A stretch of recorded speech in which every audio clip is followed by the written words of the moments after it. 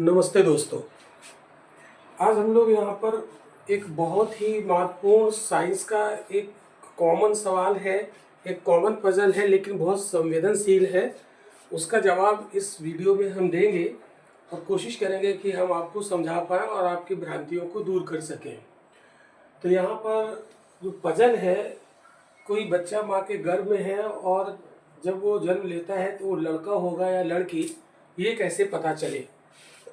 तो इसके पीछे का क्या है वैज्ञानिक सच और क्या है भ्रांतियाँ, सॉरी। तो इसके पहले दोस्तों हमने एक वीडियो बनाया था जिसमें हमने बताया था कि जन्म लेने वाला बच्चा गोरा होगा या काला होगा, जबकि उनके माँ बाप का स्किन का टोन गोरा है। तो वो वीडियो जिसने ना देखा हो वो आप जाके देख लीजिएगा। इस वीडियो के डिस्क्रिप्शन में उसका लिंक हमने दे दिया है। तो चलिए दोस्तों शुरू करते हैं, इस पजल का जवाब ढूंढते हैं हम सब यहाँ पर। तो लड़का होगा या लड़की कैसे पता चलेगा, वैज्ञानिक सच और भ्रांतियाँ। तो सबसे पहले तो हम यहाँ पर भ्रांतियों की बात कर लेते हैं, फिर हम लोग इसके वैज्ञानिक सच पर आते हैं। तो जल्दी से हम लोग बात करते हैं, जैसे हमारे समाज में हमारी जो लोक मान्यताएं हैं, जो लोक विश्वास है कि जैसे कोई बच्चा गर्भ में है तो कहा जाता है कि उसकी मदर का जो पेट का आकार है, यदि गोल है, गोल दिखता है तो लड़की पैदा होगी, और यदि लंबा है तो फिर लड़का पैदा होगा। या मदर को स्वीट चीज़ें पसंद हैं तो लड़की पैदा होगी, और नमकीन और कड़वी चीज़ें पसंद है तो लड़का पैदा होगा। ये सब लोक मत है, लोक विश्वास है, इनका विज्ञान से कोई लेना देना नहीं है। यही है भ्रांतियाँ। तो दोस्तों इन भ्रांतियों से आप दूर रहें। हम आते हैं वैज्ञानिक सच पर, लेकिन वैज्ञानिक सच जानने के पहले हम आपको एक संदेश देना चाहते हैं। देखिए, वैसे तो जो लिंग का जो निर्धारण है जन्म के पहले, ये कानूनन अपराध है, ये नहीं होना चाहिए, भेदभाव नहीं होना चाहिए हमारे समाज में। मोटो ये होना चाहिए कि समाज में जो बच्चा आए, जो इस दुनिया में बच्चा आए, वो चाहे लड़की हो चाहे लड़का हो, वो हेल्दी हो और देश का नाम करे। ठीक है, तो आइए चलते हैं, हम वैज्ञानिक सच की बात करते हैं। तो हम सब ने हो सकता है कभी अपने स्टूडेंट लाइफ में, कभी एकेडमिक में पढ़ा हो कि बच्चे का जो लिंग निर्धारण होता है वो मदर और फादर के क्रोमोसोम यानी गुणसूत्रों पर निर्भर करता है। तो ये गुणसूत्र क्या है आइए समझते हैं। जैसे मान लो मदर, ठीक है, और फादर, तो जो ह्यूमन बीइंग है, जो मानव प्राणी है, इनमें कितने 23 पेयर क्रोमोसोम होते हैं। कितने होते हैं? 23 पेयर। 23 पेयर का मतलब हो गया 46। तो 46 क्रोमोसोम होते हैं ह्यूमन बीइंग में। तो मदर में भी 46 होंगे तो फादर में भी 46 होंगे। इन 46 को हम इस तरीके से यहाँ पर डिवाइड करते हैं। इसको ऐसे लिखते हैं ज़रा, हाँ चलिए ऐसे ही लिख देते हैं। ये 44 यानी ये 22 पेयर, ठीक है, और एक और पेयर बचा, जो इनमें 44 ही हो गए और 2 पेयर और हो गए। इसको हम यक्स से शो करते हैं, ठीक है, यानी 44 2 46, अर्थात ये 23 पेयर हो गए। ऐसे ही यहाँ पर हम लोग देखते हैं 44 ये हो गए यानी 22 पेयर, और 2 यहाँ पर एक्स वाई, ठीक है। अब यहाँ पर एक्स वाई हमने क्यों लिखा? जो फादर होता है इसका जो 23वां पेयर होता है, ये 23वां पेयर जो क्रोमोसोम होता है, 23वां पेयर, यही जो होता है ये लिंग का निर्धारण करता है। ये जेंडर को निर्धारित करता है, डिसाइड करता है, लिंग निर्धारक होता है, ठीक है। तो इसीलिए इसको सेक्स क्रोमोसोम कहते हैं। और ये मदर का 23वां पेयर है। तो ये जो 22 होते हैं, ये 22 पेयर होते हैं यानी 44, इनको क्या कहते हैं? ऑटोसोम, ठीक है।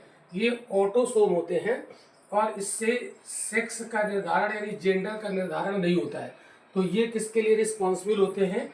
ये हमारे बच्चे के बॉडी के निर्माण में सहायक होते हैं, यानी ये शरीर के निर्माण में सहायक होते हैं, शरीर के निर्माण में सहायक होते हैं।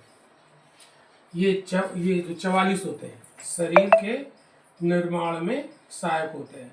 और जो 23वां पेयर होता है स्पेशली फादर वाला, तो वो होता है जेंडर को डिसाइड करने वाला। ठीक है, इतनी बात आपको समझ में आई। तो ये जो मदर होती है, जो फीमेल होती है, वो एक एग एग रिलीज होता है और ये एग एक प्रकार की सेल होती है, कोशिका होती है, ठीक है। और जो फादर में ये जो सेक्स को डिसाइड करने वाला होता है, इसमें स्पर्म होता है, ठीक है, स्पर्म यानी शुक्राणु, और ये भी एक प्रकार की सेल होती है, ये सेल होती है, ठीक है।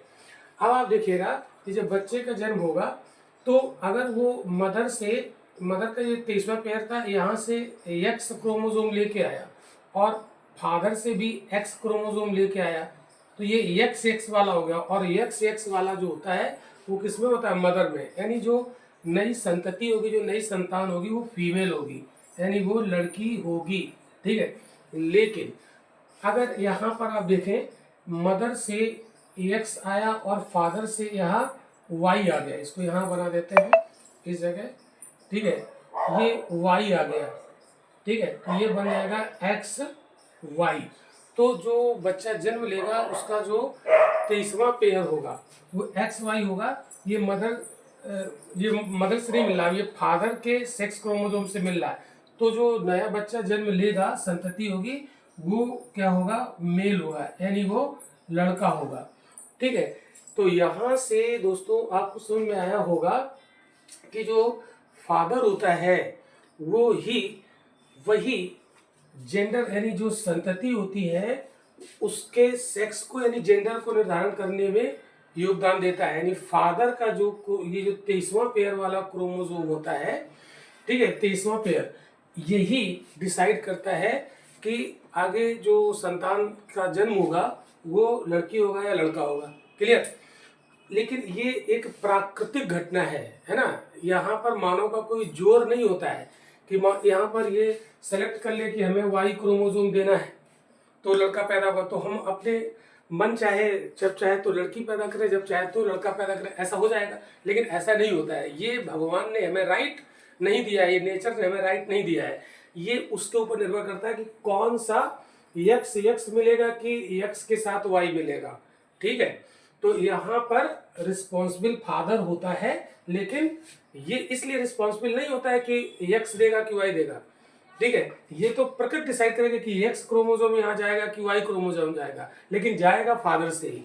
मदर का यहाँ बिल्कुल भी रोल नहीं होता है। फिर भी हमारे समाज में एक गलत धारणा है कि अगर कोई माता बच्ची को जन्म देती है और मतलब लड़के को जन्म नहीं देती, तो कहा जाता है कि ये लड़के को जन्म दे रही है, लड़की को जन्म दे रही, तो उसको बेइज्जत किया जाता है, उसके साथ सही व्यवहार नहीं किया जाता है।